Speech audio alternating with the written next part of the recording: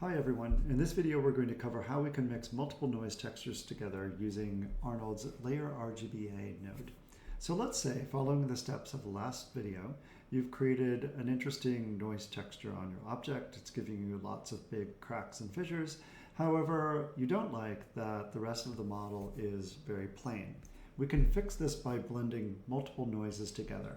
So hopping into the hypershade, we can see that we have our large cracks coming out of this noise node, and I'm using a range to clamp that so that we get really dramatic cracks. And above it I have another noise, which is this one.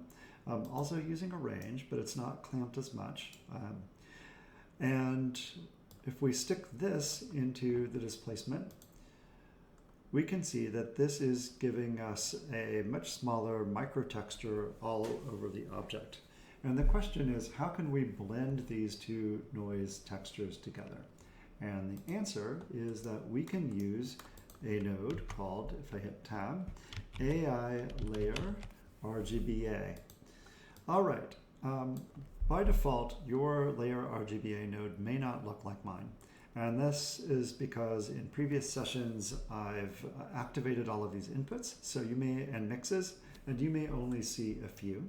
However, I'm noticing here that my mix 2 is missing under input 2, and I will fix that. And by fixing it, also show you how you can set this up exactly like I have if you need to. You may not need so many inputs. You may only need a couple. But if you need more inputs, you can right-click the node, hit Edit, and then what I'm missing in my case is the Mix 2, so I can select Mix 2 down here, and it disappears, reappears above this yellow line. Now I can hold down on the middle mouse button until it's framed, and I can drag it under Input 2. So now I have all of these inputs, and so for example, if you were missing one of these inputs, you would have to just dig down here and find it and, and activate it. All right, now I'm just clicking outside of the node. What does the Layer RGBa2 node do? Well, it allows us to mix these channels together. However, it works a bit like Photoshop, layers in Photoshop. Unfortunately, the order of operations is a little counterintuitive. Meaning that the thing that you typically, let's say the thing that you want above something else in Photoshop is the last layer. So you make something a background and then you put something on top of it, and well, I guess that's not true. I guess in Photoshop you do have these ascending layers, and it works similarly here. It just somehow feels counterintuitive for this. Because let's say if you've got your background and you want it to be down here, you have to enable Mix 8 and get all of these channels set up. So since we're going to be using only 2 channels, it will be fairly simple. But I point this out just to say that our big cracks we're going to put at the bottom. And so we want to go ahead and take our out color and put this into input 2. And so this will be our base layer. And then we're going to take our other information here, which would be the small bumps, and we will put this into input 1. And I'm just using the color channel because I can grab the out R at the end of this node. All right, so we can't preview this node for some reason. We can preview, for example, our ranges here and our noises by hitting this little S button. This one doesn't have one. So what I'm going to do so that I can preview what's happening with these operations is just hit tab and grab another range, but I'm not going to modify the range. And if I don't modify the range, then what I'm seeing here is just what the input is. All right, so I have input 2, which is our big shapes. Then I have input 1, which is our small shapes. And in our range, our output of this layer shader, or Layer RGBa, I don't see anything. And I can see here in the attributes of this Layer RGBa that I don't have layer 2 enabled, but once I have it enabled, I still don't see anything. If I disable layer 1, then I see layer 2. And what I want to do is mix them together.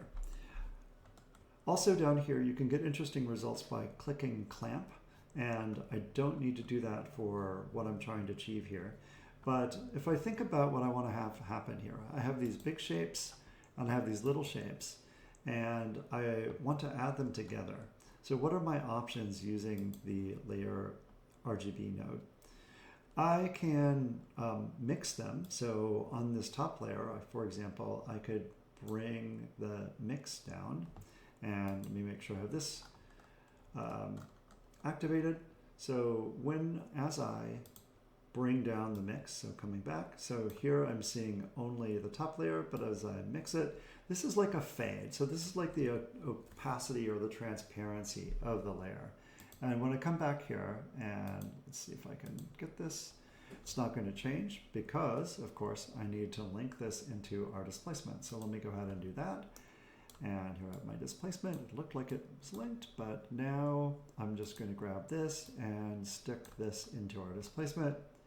And now I can start to see some of the big fissures appearing along with our microtexture, but they're not nearly as dramatic as they were before. So I need another strategy here. And what we need to do is play with the layer modes.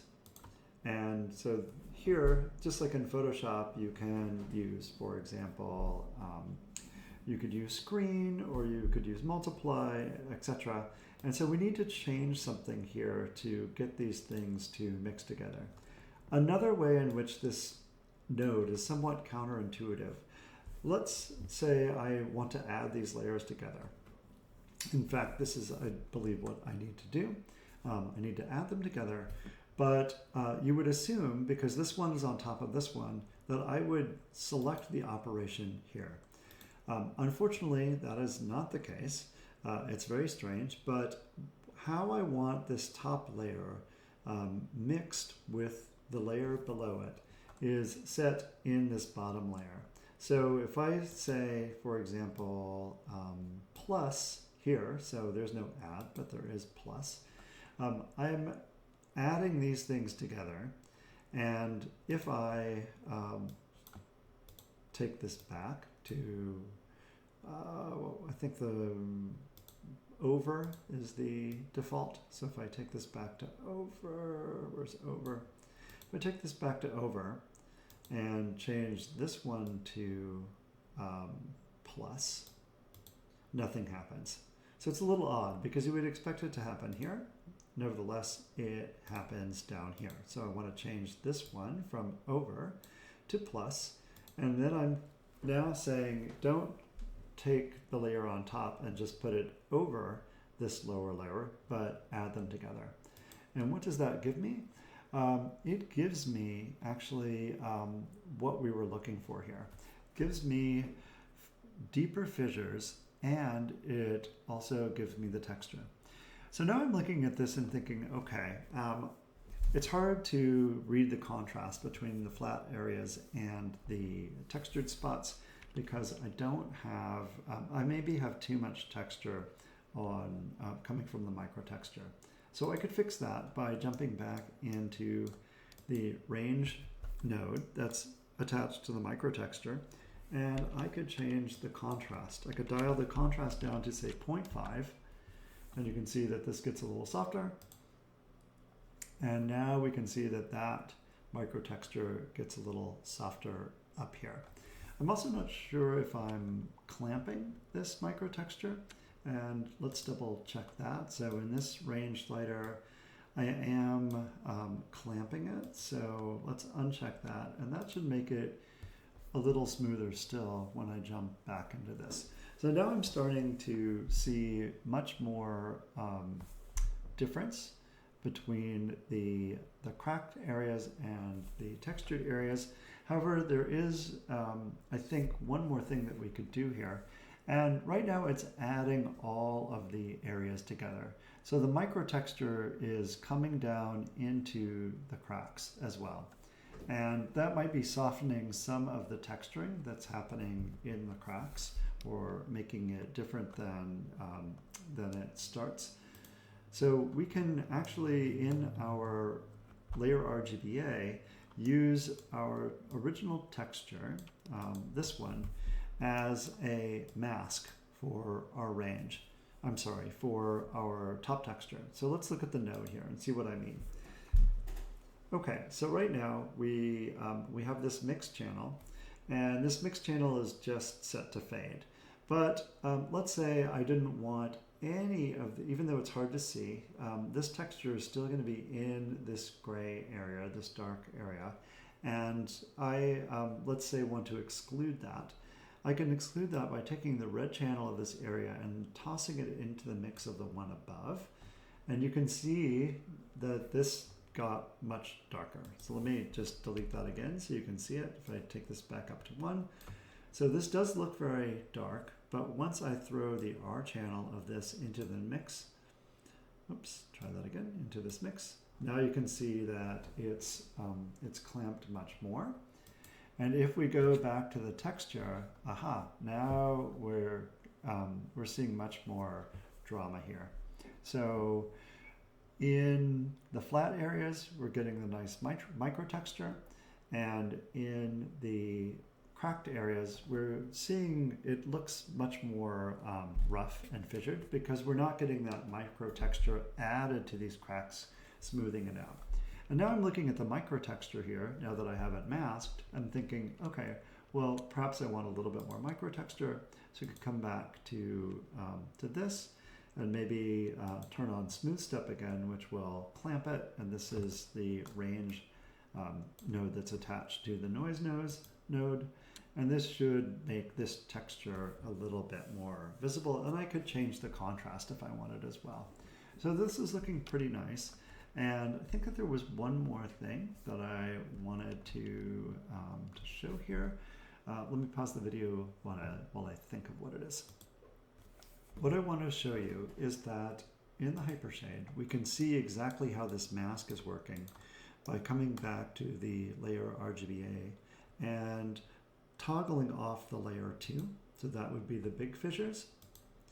And when I toggle that off, what we're going to see is the micro texture, and we'll see smooth patches, and those smooth patches are where the big fissures happen. So this shows us that our mask is working and that this micro texture is emitted from the areas where the big fissures are happening. And of course, we could use this mask creatively to make interesting textures, even if we're not combining noises.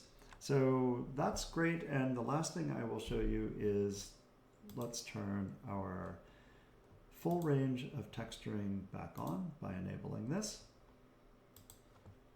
And this is a pretty cool model. All of this texturing is being generated by Arnold at displacement time, meaning that if we look at our model over here in the modeling view, none of this geometry exists. This only happens in our rendering. If we wanted to 3D print this, if we wanted to extract the displaced geometry that Arnold is creating, there is a way. And we can do this by going to Arnold,